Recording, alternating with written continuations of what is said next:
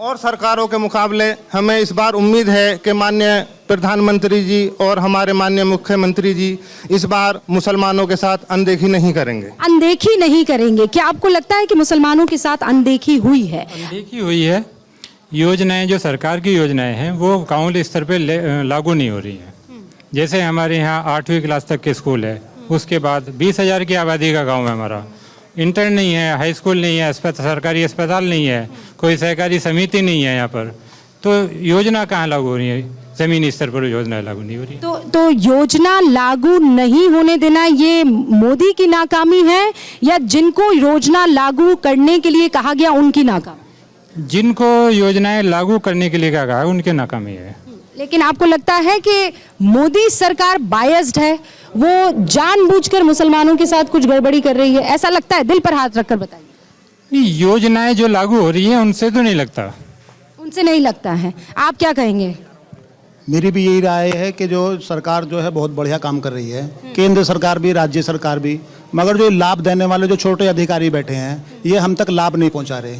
एक जो माहौल बना है, आपने प्रधानमंत्री का भाषण सुना? बिल्कुल सुना। कैसा लगा? बढ़िया भाषण है। उसमें सबसे अच्छी बात क्या लगी और जो अच्छा नहीं लगा वो क्या था? आपका नाम क्या है? मेरा नाम मोहम्मद गुफरान है। सबसे अच्छी बात यही है कि प्रधानमंत्री बार बार कहते हैं कि सबका साथ सबका विकास, मगर सबका साथ सबका विकास नहीं हो पाता।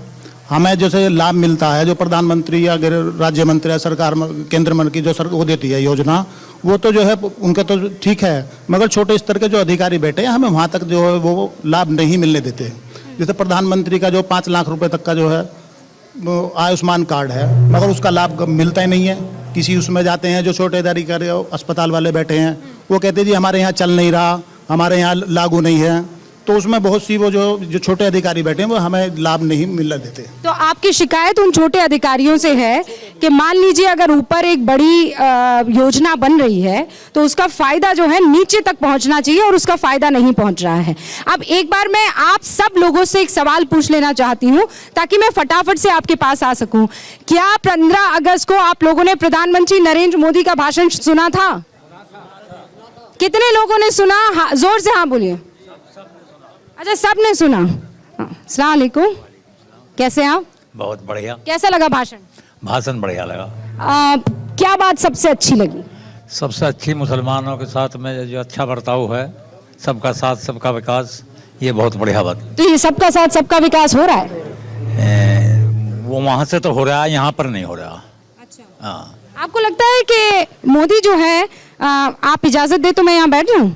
मोदी जो है वो मुसलमानों को नापसंद करते हैं, ऐसा लगता है आपको? नहीं, ऐसा नहीं लगता। मोदी बेस्ट है। मोदी बेस्ट है? बेस्ट। ऐसा क्यों? मुझे लगता है बेस्ट है। क्यों, ऐसा क्यों? सारा काम बढ़िया करते हैं वो, लेकिन जो छोटे हैं वो थोड़ा भ्रष्ट है। एक शिकायत है, एक शिकायत है, ये जो छोटी छोटी हिंदू मुसलमान की जो ये बजरंग दल वाले लोग हैं, अगर इन पर कानून का शिकंजा कस दिया जाए तो मोदी और मुख्यमंत्री जी बेस्ट है। वो लोग जो लोग माहौल बिगाड़ने की कोशिश करते हैं। लेकिन आपका नाम? मोहम्मद साजिद कुरैशी। साजिद भाई, आपको लगता है कि सिर्फ बजरंग दल ही बदमाशी करते हैं? ज्यादातर। आपको ये नहीं लगता है कि दोनों तरफ से ये होता है? तो थोड़ा उधर से ज्यादा इधर से कम, जब ज्यादा होगा तो पर ये तो बेईमानी हो जाएगी ना कि आपने पहले ही मान लिया कि उन्होंने ज्यादा किया और ज्यादा होता, उधर से ही ज्यादा होता है। कैसे मानते हैं आप? ज्यादातर होता है। अभी जो है 15 अगस्त को रैली निकल के जा रही है, तो यहाँ पाकिस्तान मुर्दाबाद फलाना डिमका मुसलमानों गाँव समझ के जो इस तरह के नारे, तो ये जो है ना, ये बस इस पे जो अंकुश लग जाए तो बहुत बेस्ट है। कोई दिक्कत नहीं। आपको लगता है कि इन लोगों को किसी भी तरीके से अगर इनको समझाया जाए और इनके ऊपर कानूनी कार्रवाई हो तो बेस्ट है? बहुत बेस्ट, बहुत बेस्ट। अच्छा, कौन सी ऐसी चीज है जो मोदी की आपको पसंद है? ये शिकायत आपकी पहुंचाई जाएगी। सारी चीज पसंद। लेकिन कोई एक बात बताइए ना। सारी चीज पसंद है, जितनी भी योजना है सारी पसंद है। जैसे राशन, कानाफूसी नहीं चलेगी? सारी चीज पसंद है। जैसे राशन है? आपके घर आता है? हाँ, मेरे घर आता है। अच्छा। और सिलेंडर भी है। और आपके घर तक बिजली आती है? बिजली आती है, बिजली का बिल जाता है। अच्छा, बिजली का बिल जाता है, पर ध्यान रखिए। और सड़क है? हाँ, सड़क है। और शौचालय हैं। एक तो कोई अस्पताल बड़ा नहीं है, जैसे कि उसमें बड़ा कोई वो हो, सिटी स्कैन MRI ऐसा कुछ नहीं है 20-25 किलोमीटर। बड़े अस्पताल की जरूरत है और कौन सी चीज है जिसकी जरूरत है?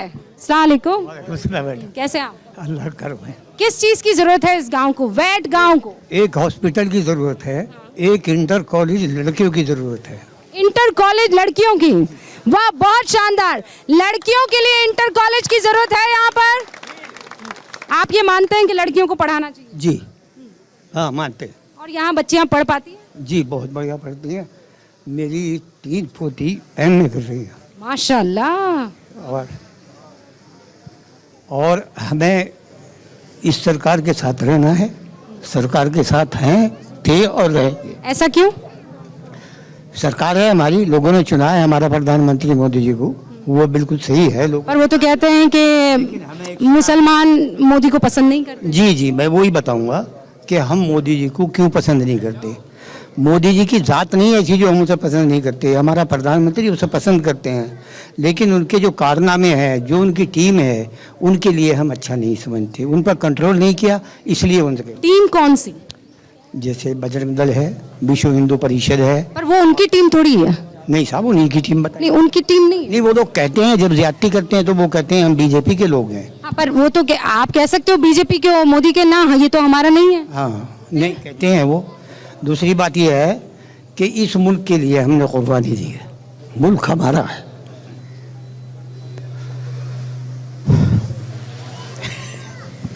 लेकिन हमारे साथ ज्यादती है। जब पड़ा वक्त गुलिस्तान में तो खून हमने दिया, अब बाहर आई है तो कहते हैं तेरा काम नहीं। ये शिकायत है।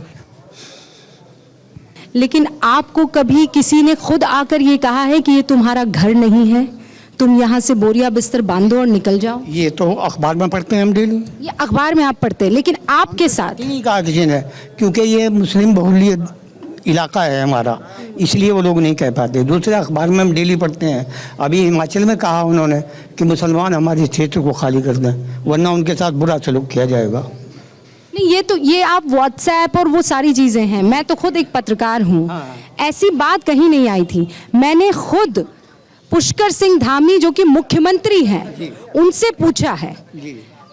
उस पर खबर चली थी लैंड जिहाद की। हाँ, तो कहा कि सारी जो हैं वो कब्रें तोड़ी जा रही हैं और दरगाह तोड़ी जा रही है।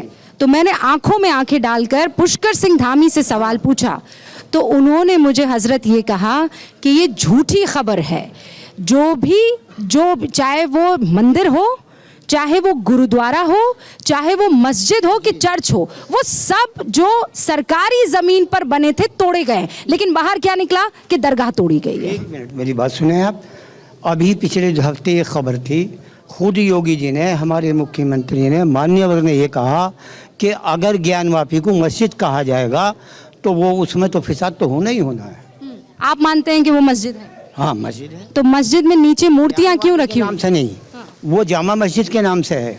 ज्ञानवापी महल्ले का नाम है उसका।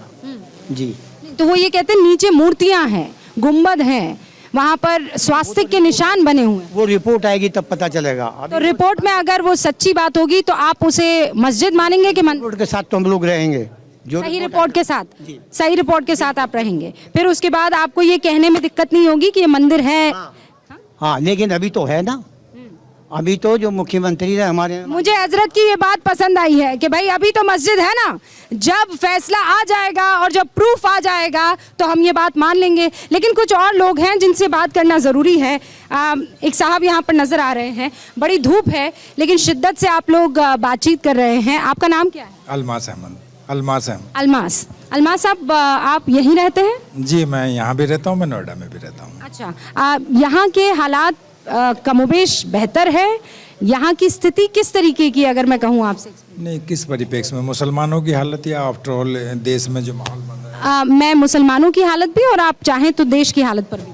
देखिए, मुसलमानों की हालत आफ्टर ऑल ठीक ही है लगभग, लेकिन मुसलमानों को जो देश के अंदर डराया जा रहा है, जो एक भय का माहौल है, हमें सिर्फ उससे दिक्कत है। हमें ना योगी जी, ये कौन डरा रहा है? जो हिंदुवादी संगठन हैं वो हमें डरा रहे हैं। पर वो कहते हैं कि ऐसे ही कुछ कुछ मौलाना भी हैं जो खुद को मौलाना कहते हैं लेकिन इस्लाम की समझ नहीं है।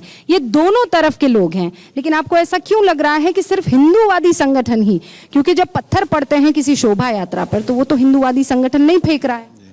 देखिए, जहाँ तक मौलवियों की बात है, हमें सही मानों में तो मौलवियों ने अंधेरे में रखा है। जो अगर मुसलमान एजुकेटेड होता, सही तरीके से कुरान को समझता, तो शायद आज मुसलमानों की हालत नहीं होती जो मुसलमानों की हालत आज हिंदुस्तान में है। इससे बेहतर हालात में होता, क्योंकि आपने कुरान सिर्फ एक हाफजे की किताब बना दिया है। उसके कॉन्स्टिट्यूशन को आपने पढ़ा नहीं, उसे समझा नहीं है, उसे सिर्फ रट्टा मार लिया है आपने, उसे पढ़ा नहीं है। तो बेसिक जो ढांचा बिगड़ा है मुसलमान का, वो एजुकेशन से बिगड़ा है और मौलवियों ने बिगाड़ा है। एजुकेशन जरूरी है, कितने लोगों का मानना है? सबका मानना है। हाँ, एक बार ये तस्वीर दिखा दीजिए। एजुकेशन जरूरी है, क्यों ऐसा मानते हैं? जी, मानना पड़ता है, आजकल एजुकेशन ही सब कुछ है। आपको लगता है कि मुसलमान अगर पढ़ा लिखा होता तो कोई इस तरीके से बरगला नहीं पाता उनको? जी, ऐसा ही है। आपका नाम?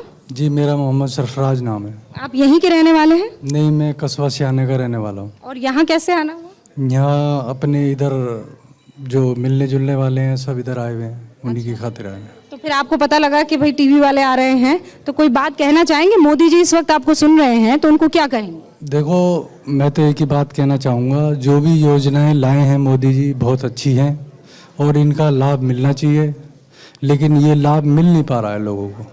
जो उन्होंने योजनाएं अच्छी लाए हैं पर लाभ नहीं मिल पा रहा है।